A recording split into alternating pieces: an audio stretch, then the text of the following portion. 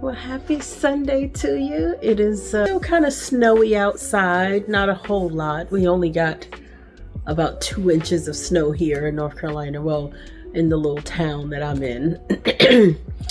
But yeah, it's Sunday, it's cold, it's icy outside. My car is currently sitting in my driveway on a hill because it can't get up the hill. It has like a little bit of a bump right going up, and her name is Nikisha. Nikisha is not interested in going any further, so she's just sitting there on timeout until she's ready to move. So we're just waiting for the sun to do its job, and maybe we can get the car up the hill.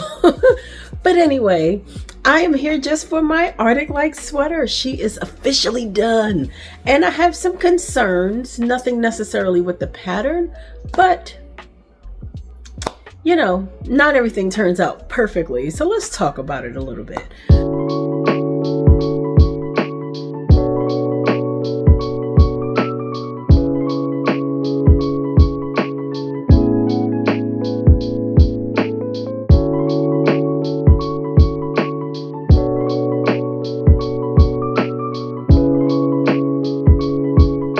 So this is Tiffany again, here with Beyond Swatches. Beyond Swatches is my little corner of the internet where I just share my knitting journey. I am as open and honest as possible as I can be about sizing, about yarn choices, budget, my experience with the pattern.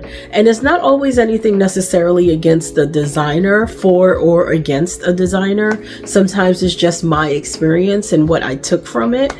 So I just like to share that with you. Hopefully, you know, if you're a person that's also kind of leaning on the fence, or quite honestly, if you know something that I don't know, please tell you, girl, so I can fix it. So this particular pattern is by Kotoba Kika, which is her name is Veronica Lindberg. Is she in Denmark?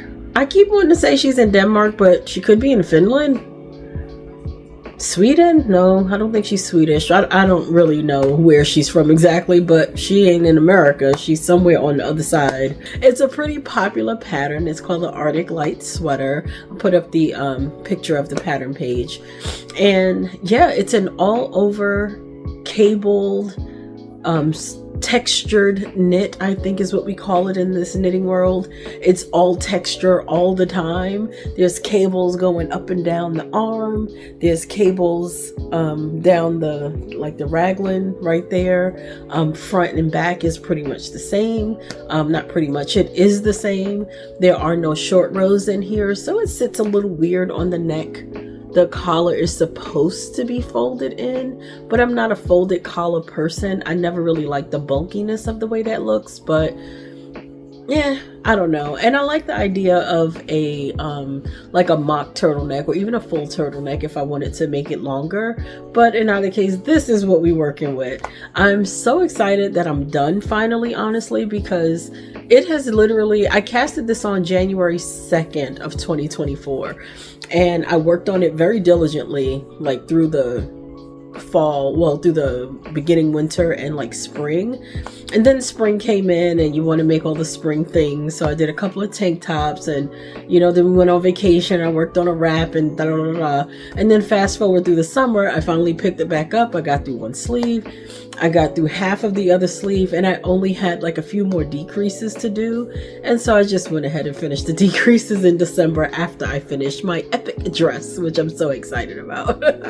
So I finished the sleeves, bound off on Friday, and I have to tell you, here's where my concerns come in. Before we get there, this is made out of the Premier Basics DK, which is 100% acrylic. I love this yarn. I've used it for something else. I used the Premier Chunky in my other dress that I made a couple winters ago, and it wears well. It stretches just a little bit without blocking, but like if you wear it, it stretches a little. It's you're in it, you know.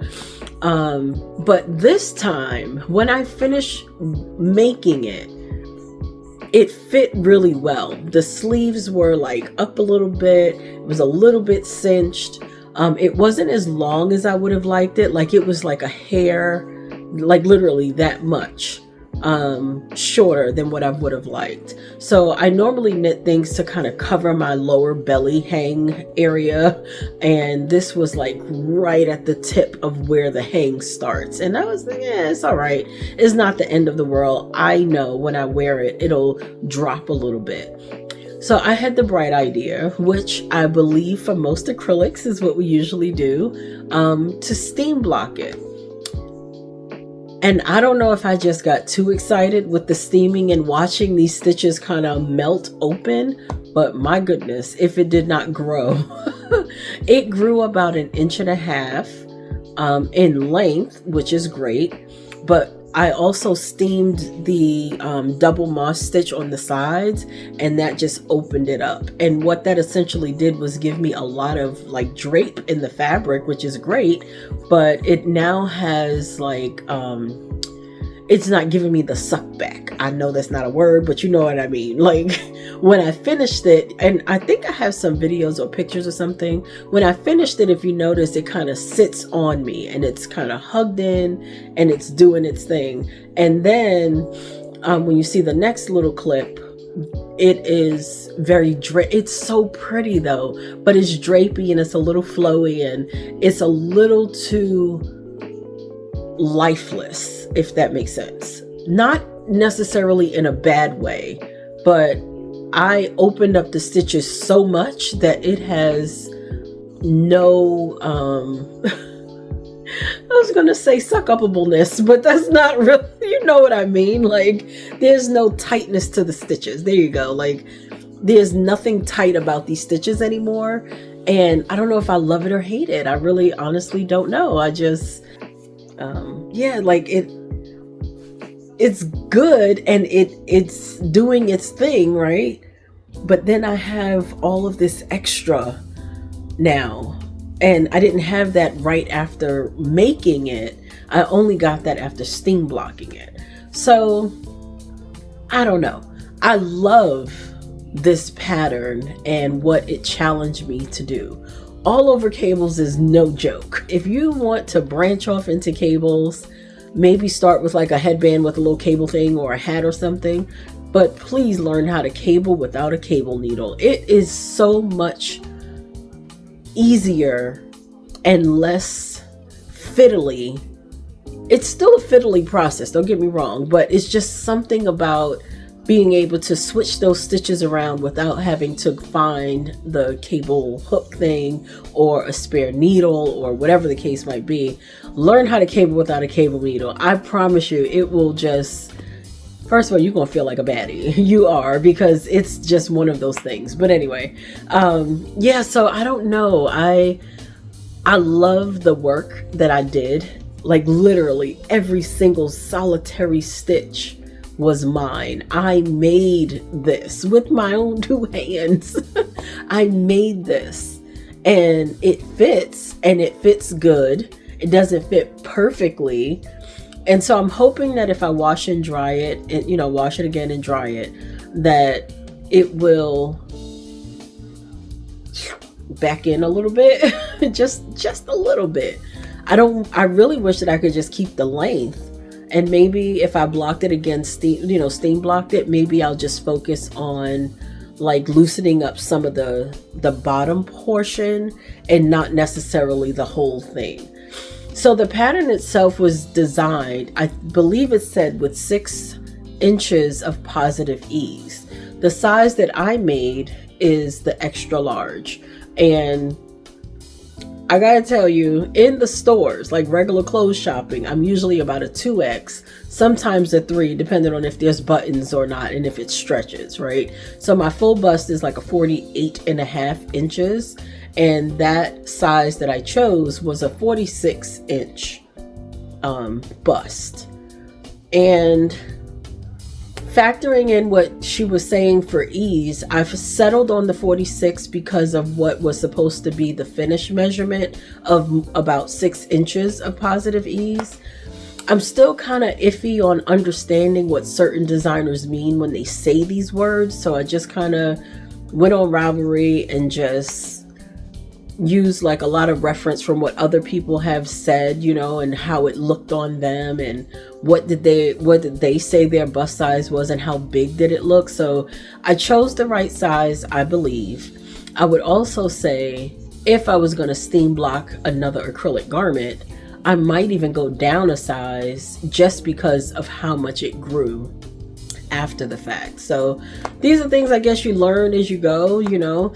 I will be completely transparent. I did not make a gauge swatch. I had no intention of ever making one. Could I have uncovered some of this stuff with swatching? Possibly. Would it have really made a difference? Probably not, because I don't feel like a 4-inch swatch is gonna give you a good enough gauge on what it looks like to hang from your body. So gauge schmage, it is what it is. Now, I already knew how the yarn kind of sort of performed, but I didn't factor in steaming. I had never steam blocked anything that I've made before. I've always just washed it and like laid it out to dry and let it do its thing. I never pinned anything to shape. Like, I don't do any of that because I just don't feel like I need to.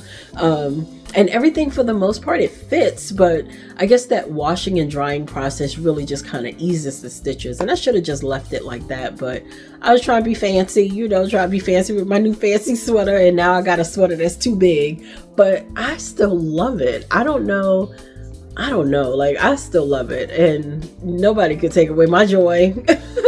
Because yet again, I've cleared something off of my needles that has been lingering for a whole year, and it is now officially in my closet to wear, and not just a languishing whip at the bottom of the closet. So I am done. So yeah, so that is the Arctic Like sweater in a nutshell. If you got any questions that I didn't remember to answer, or, you know, whatever I didn't say in here and you have questions about it, let me know. One thing I will say is a lot of charts. It is all charted. There isn't anything written out as far as directions, except like the neckband, you know, cast on whatever the stitch count was and do your purl, you know, your twisted rib or half twisted rib. And I think there was like some little directions on decreasing on the sleeves, but other than that, everything else was cables. Now the charts, I mean, I keep saying cables, everything else was charted. So I will forewarn you, before you buy this pattern, do not be alarmed. There are like 80 gazillion charts in here. Just go to the size chart that you need. There is a chart for the front, which also is for the back, and then there's a chart for your sleeves. So if you're following the chart and you kind of can't keep it memorized, which is fine, because I did not either. I honestly didn't even want to memorize it. I wanted to force myself to use the pattern and not trust my own thoughts. I wanted to follow the pattern, so I did. But when you work from it, you're going to scroll to your size for the body, and you're going to get to whatever the end stitch is for that, and then you're going to flip over to the size chart for your sleeves, and then you'll have to flip back to the body to do the back, and then flip back to the sleeves to do the other sleeve. It's a lot of moving parts, but it is not impossible. As you see, I have made it. And for somebody who is very scatterbrained and impatient and who likes to take shortcuts, I got through this with no problem. And I honestly felt really proud of the fact that I stayed on course, followed the pattern, did what I was supposed to do, and I got the end result. The blocking situation, that's a me thing. I'll take the L on that one.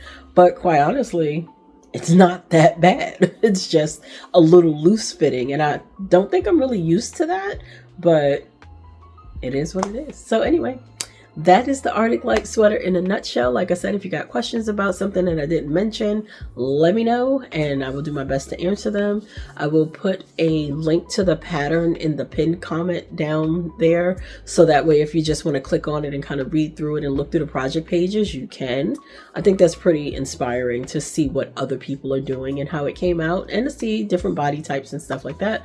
I may take my own advice and actually put a picture up. I feel like size inclusiveness is important, and sometimes seeing it on a plus size person is a lot better than just seeing a finished like picture on the wall or a hanger, it's nice to see it on a body and what it looks like. So I'll go ahead and post a picture.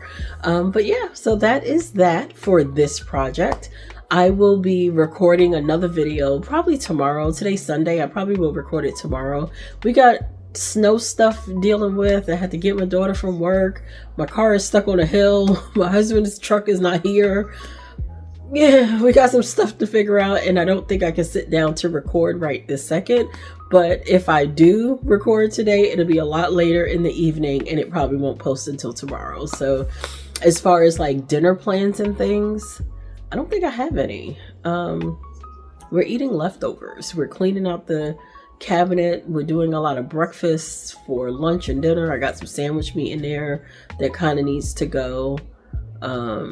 Yeah, so it's just one of those kitchen sink type of days. Just whatever you find, make it, and we'll start fresh next check with another set of groceries. So yeah, but I hope you enjoy your Sunday, and I will see you in the next video. Bye.